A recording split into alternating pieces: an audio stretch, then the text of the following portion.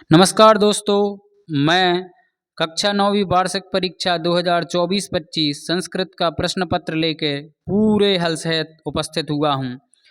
देखिए, पहला प्रश्न उचित विकल्पम चित्वा लिखत। अधोलिखितेषु उपसर्गः अस्ति, तो इसमें प्रा है सही। लिखति इत्यस्मिन् पदे लकारः अस्ति, इसमें लट लकार है। अपठत इत्यस्मिन् पदे पुरुषः अस्ति, इसमें प्रथम पुरुष है।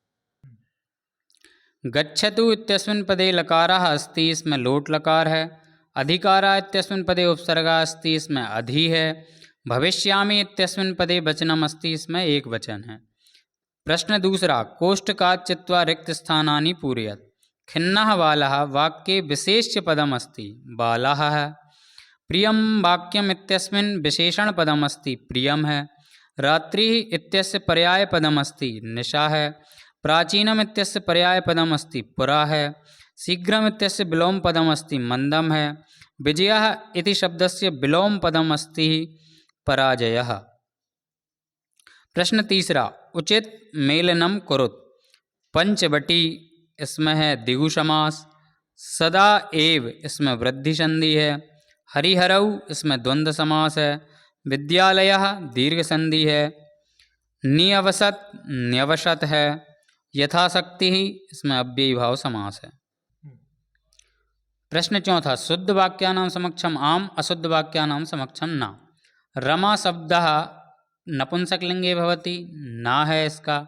अहमपि पठामि वाक्ये अहमिति अव्ययम् अस्ति, ना है। हरिशब्दः उकारान्तः अस्ति, ना है। ईश्वरः सर्वत्र विद्यते वाक्ये सर्वत्र इति अव्ययम् अस्ति, आम। तस्य इति रूपं षष्ठीविभक्त्यां भवति, आम। फल शब्दः पुल्लिंगे भवति, न। एक पदेन उत्तरम लिखत। गत्वा इत्यस्मिन् पदे कः प्रत्ययः, तो अक्त्वा है। विहाय इत्यस्मिन् पदे कः प्रत्ययः, तो ल्यप है। तुमुन प्रत्यय से एकम उदाहरणम पठितुम, कुछ भी लिख सकते थे, गंतुम खादितुम। तुला कीदृशी आसीत्, लोह घटिता। सरसाः रसाला कदा लसन्ति, वसन्ते। आयत लोचना का अस्ति, सीता। अब आ गए आपके दो दो नंबर वाले प्रश्न, सेम उसी से। आरुणेः मतानुसारम मनः कीदृशम भवति, तो अन्नमयम। अथवा ये कर सकते थे, जंतवः केन तुष्यन्ति, तो जंतवः प्रियवाक्य प्रदानेन तुष्यन्ति। सातवा है, बालः कदा क्रीडितुम अगच्छत्, तो बालः पाठशाला गमन वेलायां क्रीडितुम अगच्छत्। अथवा वाला कर सकते थे, लोकरक्षा कथम भवति, तो लोकरक्षा प्रकृति रक्षयैव संभवति। जटायुः केन वाम बाहुं दंसति, तो जटायुः तुंडेन वाम बाहुं दंसति।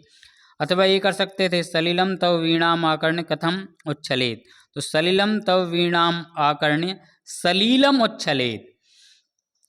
प्रश्न 9वां, तपोदत्तः पुरुषस्य काम चेष्टां दृष्ट्वा अहसत्, तो तपोदत्तः पुरुषस्य सिकताभिः सेतु निर्माणं प्रयासं दृष्ट्वा अहसत्। मासपर्यन्तं धैनोः अधोहनस्य किं कारणमासीत्, तो मासपर्यन्तं धैनोः अधोहनस्य कारणं मासान्ते अधिकाधिकं दुग्धप्राप्तिः आसीत्। प्रश्न 10वां, धर्माधिकारिणः जीर्णधनश्रेष्ठौ कथं तोषितवन्तः, तो धर्माधिकारिणः जीर्णधनश्रेष्ठौ तुलाशिशु प्रदानेन तोषितवन्तः। अथवा वाला कर सकते थे, निर्धनायाः वृद्धा दुहिता कीदृशी आसीत्, तो निर्धनायाः वृद्धा दुहिता विनम्रा मनोहरा च आसीत्। फिर प्रश्न 11, रेखांकित पदम स्वीकृत प्रश्न निर्माण करना था इसमें। तो प्रकृति जीवन सुखम, तो जीवन सुखम की जगह सिर्फ कम कर देते। ग्रामे निर्धना स्त्री, तो निर्धना स्त्री की जगह का कर देते। पर्यावरणस्य रक्षणम धर्मस्य, धर्मस्य की जगह कस्य कर देते। प्रश्न 12, अधोलिखितानि वाक्यानि कः कम प्रति कथयति, कौन किससे कह रहा, तो तंडुलान माँ भक्षय, ये कह रही वालिका स्वर्णकाकम। सिकताः जलप्रवाहे स्थास्यन्ति किम, तो ये कह रहा तपोदत्तः पुरुषम। पूर्वं प्रातरासः क्रियताम, ये स्वर्णकाकः बालिकां प्रति। वाच्य परिवर्तन करो, कोपि द्वौ, दो करना है। रामेण पुस्तकं पठ्यते, कर्तृवाच्य में, तो रामः पुस्तकं पठति। तेन पुस्तकं पठ्यते, फिर कर्तृवाच्य में, तो सः पुस्तकं पठति। रामः पत्रं लिख्यते, इसको कर्मवाच्य में करना था, तो रामेण पत्रं लिख्यते। प्रश्न 14, प्रश्नपत्रे समागतान् श्लोकान् विहाय स्वपाठ्यपुस्तकात् एकं सुभाषित, एक सुभाषित लिखना था जो इस प्रश्न पत्र में ना आया हो। अब अशुद्ध वाक्येषु शुद्धि करो।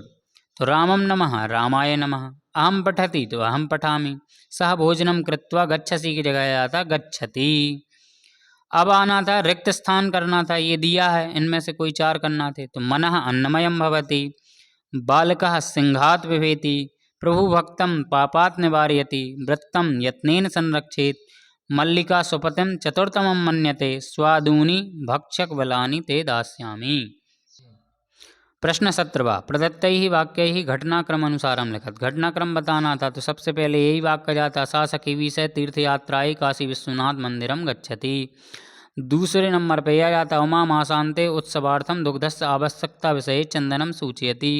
तीसरा यह जाता, चंदनस्य पत्नी तीर्थयात्रां समाप्य गृहं प्रत्यागच्छति। और चौथा यह जाता, चंदनः उत्सव समय अधिकम दुग्धम प्राप्तुं मासपर्यन्तं दोह न करोति।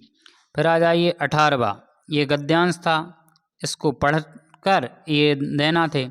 तो कई ही प्रकृति ही रक्षणीय, तो ये लिखा है अस्माभिः प्रकृति रक्षणीय। प्राचीन काले ऋषयो कुत्र निवसन्ति स्म, तो ये लिखा है प्राचीन काले लोक मंगल शासनम ऋषयो बने बने निवसन्ति स्म। वृक्षालताश्च कानि बाहुल्येन समुपहरन्ति, तो ये लिखा वृक्षालताश्च फलानि पुष्पाणि ईंधन काष्ठानि च बाहुल्येन समुपहरन्ति। अथवा वाला कर सकते थे आप, सा कथम आश्चर्यचकिता संजाता, तो सा वृक्षस्योपरि विलोक्य आश्चर्यचकिता संजाता।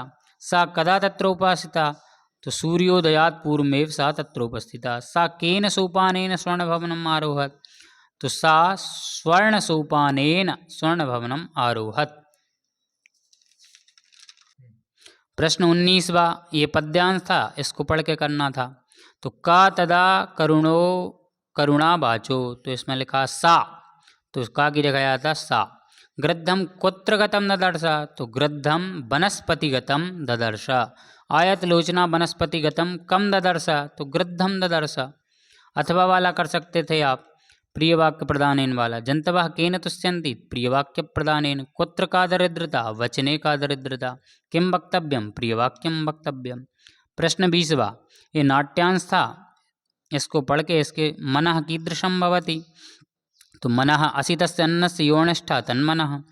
प्राणः कीदृशः भवति, तो पीतानाम् अपां योनिष्ठा सह प्राणः। श्वेतकेतुः कं वन्दे, श्वेतकेतु किसको प्रणाम कर रहा, तो आरुणिम। अथवा वाला कर सकते थे, अये मोदकानि रच्यन्ते इति कः वदति, तो चन्दनः। मोदकानि किमर्थं सन्ति, पूजा निमित्तानि। मल्लिका कुत्र गमिष्यति, काशी विश्वनाथ मंदिरम। अब प्रश्न 21वां, ये अपठित गद्यांश है, इसको पढ़ के आंसर देना थे। कस्य पश्चिमे भागे दसपुरम नाम नगरम अस्ति, तो मध्य प्रदेशस्य। अधुना मंदसौरम इति नाम्ना किं प्रख्यातम अस्ति, इसमें जाता दसपुरम। भगवतः शिवस्य विशाल मंदिरम कुत्र अस्ति, तो शिवना नद्यास्तीरे। अष्टमुखांकितं शिवलिंगम किं कथितम, तो अष्टमूर्ति कथितम। प्रश्न 22वां, सौ प्राचार्य कृते अवकाश प्रार्थना पत्र लिखना था, तो आप लिख ही देंगे। और प्रश्न 23वां में संस्कृत भाषा का महत्व जो मैंने पहले बताया है वो ही आया है, इन चार में से जो आपको लिखना हो, लेकिन मैंने संस्कृत भाषा का बताया था। बहुत बहुत धन्यवाद, आप मिला लीजिएगा और फिर बताइएगा कि आपके कितने प्रश्न सही हुए। मंजिल तो मिल ही जाएगी, भटक कर ही सही, गुमराह तो वो हैं जो अभी घर से निकले ही नहीं। मंजिल तो मिल ही जाएगी, भटक कर ही सही, गुमराह तो वो हैं जो अभी घर से निकले ही नहीं। जय हिंद, जय भारत।